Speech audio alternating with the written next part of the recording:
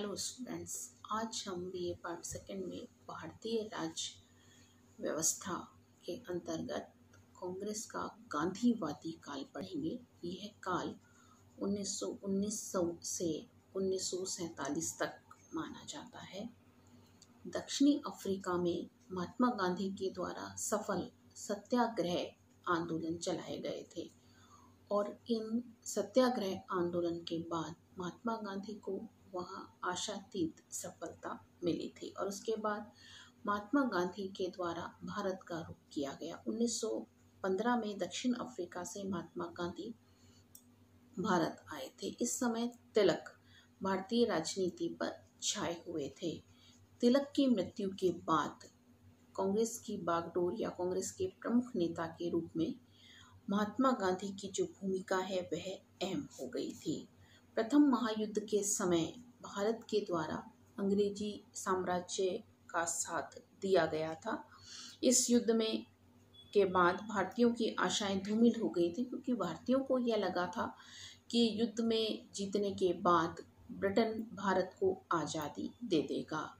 लेकिन ब्रिटेन का रुख चूँकि भारत के प्रति कोई बहुत उदार था नहीं, तो वो आज़ादी भारतीयों को अंग्रेज़ों के द्वारा नहीं मिल पाई और ऐसी स्थिति में जो महात्मा गांधी का रुख है या कांग्रेस का जो रुख है वो थोड़ा परिवर्तित हुआ था।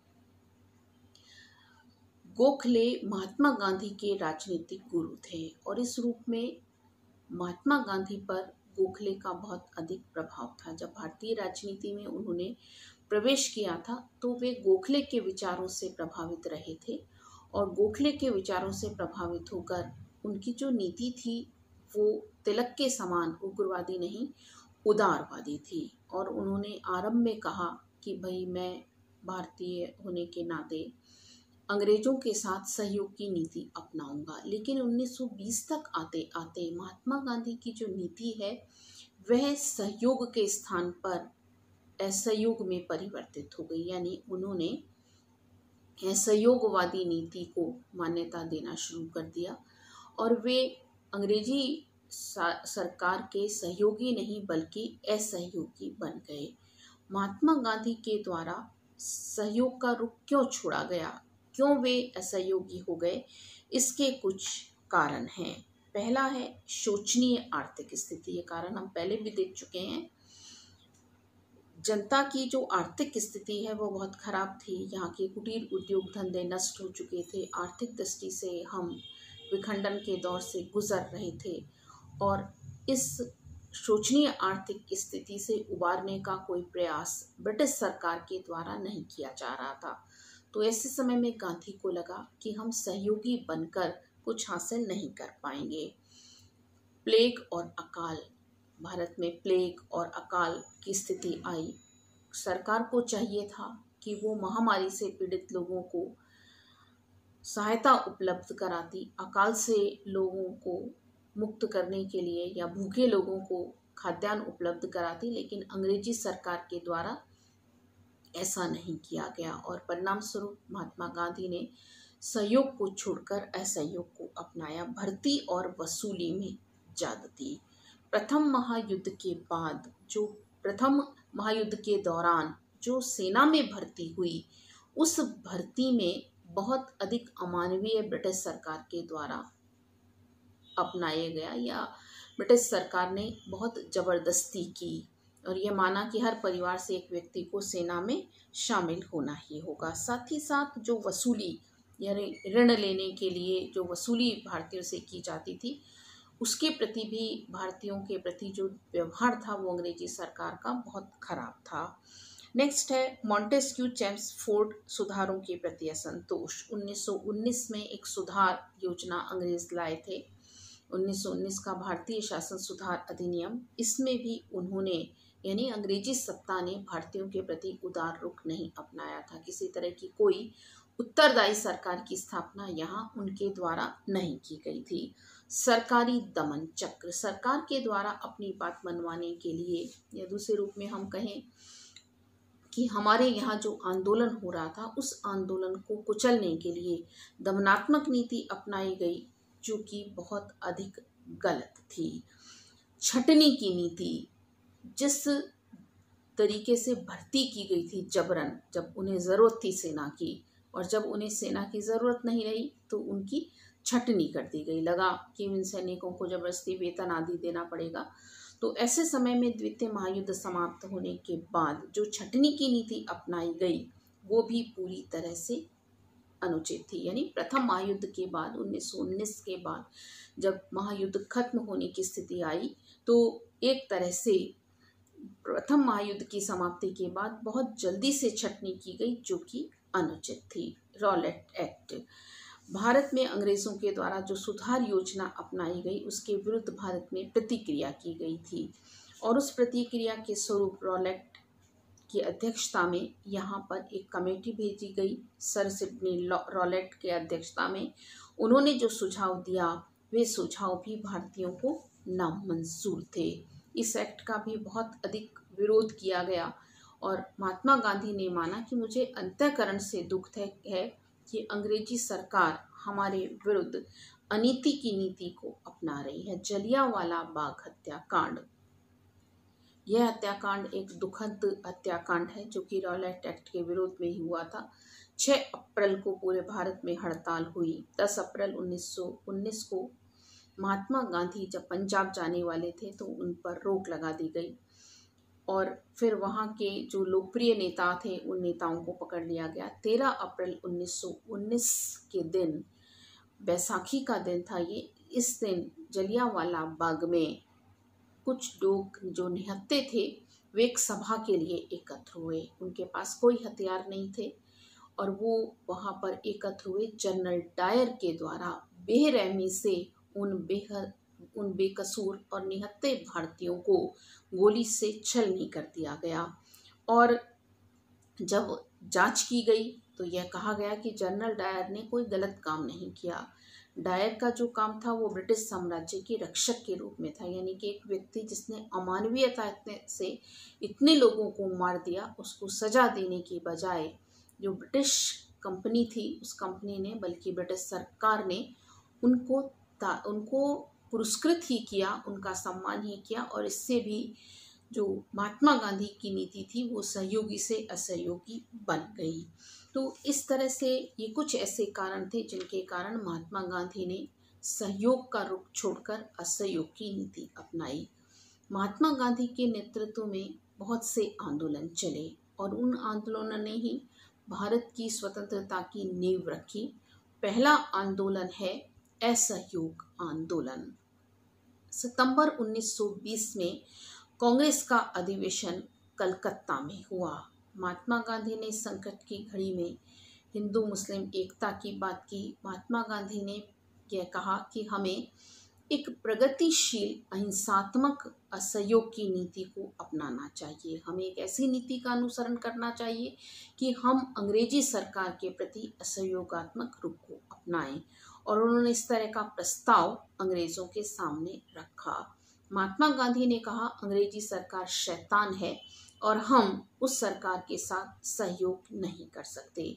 महात्मा गांधी के द्वारा इस आंदोलन का एक कार्यक्रम प्रस्तुत किया गया जो कि इस प्रकार है। पहला है सरकारी वैतनिक और अवैतनिक पदों और उपाधियों का परित्याग, सरकारी और अर्ध सरकारी जो स्कूल कॉलेजेस हैं उनका बहिष्कार, 1919 के अधिनियम के अंतर्गत होने वाले चुनावों का बहिष्कार, सरकारी अदालतों का बहिष्कार, विदेशी माल का बहिष्कार, सरकारी और अर्ध सरकारी उत्सव और समारोह का बहिष्कार, यानी इसमें हम लोग भाग नहीं लेंगे।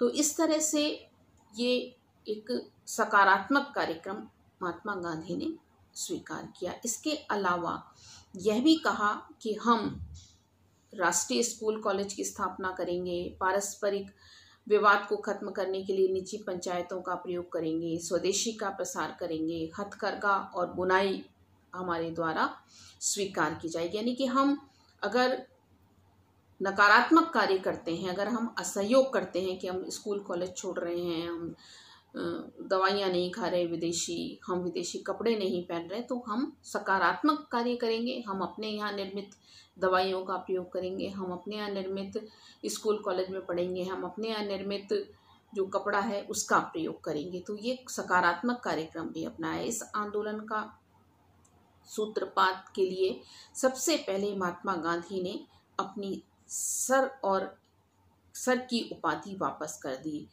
टैगोर के द्वारा भी सर की उपाधि वापस कर दी गई। जमनालाल बहादुर ने भी राय बहादुर की उपाधि छोड़ दी। विद्यार्थियों ने सरकारी स्कूल कॉलेज छोड़ दिए। बहुत जो मोतीलाल नेहरू थे उनके द्वारा, डॉक्टर राजेंद्र प्रसाद के द्वारा जवाहरलाल नेहरू और राजेंद्र प्रसाद के द्वारा अपनी वकालत छोड़ दी गई। विदेशी कपड़ों का बहिष्कार किया गया। जो रोगी थे उन्होंने विदेशी दवाइयाँ खाने से मना कर दिया गया। और असहयोग आंदोलन का जो मुख्य उद्देश्य था वो यह था कि अंग्रेजी प्रशासन को कमजोर करना। अंग्रेजी प्रशासन निष्क्रिय अगर होगा तो अपने आप वह फिर हमारी बात प्रमुख रूप से मानेगा। और 1920 में इस आंदोलन की क्रियाशीलता बहुत अधिक रही और अंग्रेजी सरकार को बहुत अधिक कमज़ोर एक तरह से भारतीयों के द्वारा कर दिया गया। यानी भारत का जो युवा था उसमें अति उत्साह था। पंडित नेहरू कहते हैं किशोर और नवयुवक पुलिस की गाड़ियों में जा बैठते थे कि हमें गिरफ्तार कर लो और उतरने से इनकार कर देते थे। यानी चाहे हमें जेल में ले जाओ लेकिन हम अब असहयोगात्मक रुख को नहीं छोड़ेंगे। 1921 में अहमदाबाद में कांग्रेस का अधिवेशन हुआ और इस अधिवेशन में भी असहयोग को ही मान्यता दी और एक तरह से महात्मा गांधी के द्वारा यह कहा गया कि हम इस आंदोलन से पीछे नहीं हटेंगे। हालांकि वायसराय के द्वारा यह कहा गया कि अगर आप लोग इस आंदोलन को पीछे नहीं ले जाओगे तो हम दमनात्मक नीति को प्रमुख रूप से अपनाएंगे, लेकिन ना तो भारतीय टूटे और ना ही भारतीय झुके। लेकिन एक दुर्भाग्यपूर्ण घटना घटित हुई जिसे हम चोरा चोरी कांड के नाम से जानते हैं और इस घटना ने पूरी स्थिति को ही बदल दिया। 5 फरवरी को यह घटना घटित हुई थी। गोरखपुर जिले में चोरा चोरी जगह पर एक जुलूस, आम जुलूस जैसे निकलता है वैसे ही जुलूस निकल रहा था, लेकिन चूंकि हमारे मन में, जनमानस के मन में अंग्रेज़ों के प्रति विद्रोह था तो एक पुलिस थाना आया। लोगों के मन में गुस्सा तो था ही, लोगों के द्वारा उस थाने में आग लगा दी गई और 21 सिपाही उसमें जलकर मर गए। महात्मा गांधी को इससे बहुत दुख हुआ और उन्होंने तत्काल यह आंदोलन वापस ले लिया। बहुत आकस्मिक ढंग से महात्मा गांधी के द्वारा यह आंदोलन स्थगित कर दिया गया, क्योंकि महात्मा गांधी की जो विचारधारा है वह विचारधारा साध्य और साधन की पवित्रता पर है। उनका यह मानना था कि हमारा लक्ष्य अगर अच्छा है और अगर हम उसके लिए अच्छे साधन का इस्तेमाल करेंगे तो ही हमारा लक्ष्य सर्वश्रेष्ठ हो सकता है। लेकिन अगर हम किसी अच्छे साधन का इस्तेमाल नहीं करेंगे तो हम सर्वश्रेष्ठ लक्ष्य की प्राप्ति नहीं कर पाएंगे। महात्मा गांधी ने माना कि हमारा जो साधन है वह एक तरह से अपवित्र हो गया है, हमने गलत साधन इस्तेमाल किया तो हमारा लक्ष्य भी अपवित्र हो गया और महात्मा गांधी के द्वारा ऐसी स्थिति में यह आंदोलन स्थगित कर दिया गया। इस आंदोलन का स्थगन बहुत दुर्भाग्यपूर्ण था। बोस का कहना था ठीक उस समय जब जनता का उत्साह चरमोत्कर्ष पर था, वापस लौटने का आदेश राष्ट्रीय दुर्भाग्य से कम नहीं था। किसी एक जगह के पाप के कारण सारे देश को दंड देने का काम एक तरह से नेतृत्व के द्वारा किया गया था। असहयोग आंदोलन का मूल्यांकन, इसकी हम दुर्बलताएं देखेंगे। पहली दुर्बलता है राजनीति का धर्म में प्रवेश, यानी सांप्रदायिक आधार पर जो स्थिति थी उसकी बात इसमें की गई। हिंदू मुस्लिम एकता का जो आधार चुना गया, क्योंकि इस समय तक हिंदू मुस्लिम में तनाव का आरंभ हो चुका था तो वह आधार कमज़ोर था। दूसरा है आंदोलन से भारतीयों में जिन उच्च आशाओं ने जन्म ले लिया था उनमें से किसी के भी पूरा हुए बिना इस आंदोलन को स्थगित करना अनुचित था। इससे भी भारतीयों पर सही प्रभाव नहीं पड़ा। लेकिन इस आंदोलन की कुछ अच्छाइयाँ भी थीं जो कि इस प्रकार हैं। पहला है इसने राष्ट्रीय आंदोलन को जन आंदोलन का रूप दे दिया था, यानी आंदोलन जन आंदोलन बन गया था। पूरे भारतीय जनता में एकीकरण की स्थिति इस आंदोलन में दिखाई देने लगी थी। जैसे कूपलैंड कहते हैं कि इस आंदोलन ने वो काम किया जो तिलक भी नहीं कर सके थे। राष्ट्रीय आंदोलन को क्रांतिकारी आंदोलन बना दिया था। दूसरा है, आंदोलन के कारण जनता को निर्भीकता प्रदान की गई थी, यानी जनता में जो डर है, जनता के मन में जो भय था अंग्रेजी सरकार का, वो थोड़ा कम हुआ था। तीसरा है, इस आंदोलन से यह लाभ हुआ था कि जब तक ये आंदोलन चलता रहा, सरकार इसमें रही कि जनता का वह पूर्ण सहयोग प्राप्त करे। नेक्स्ट है, कांग्रेस ने जो रचनात्मक कार्य किए थे कि कुटीर उद्योग धंधों का विकास करना, स्कूलों की स्थापना करना, पंचायतों का निर्माण करना, इससे भी देश को लाभ हुआ। तो इस तरह से ये कुछ अच्छाइयाँ हम असहयोग आंदोलन की देख सकते हैं। धन्यवाद।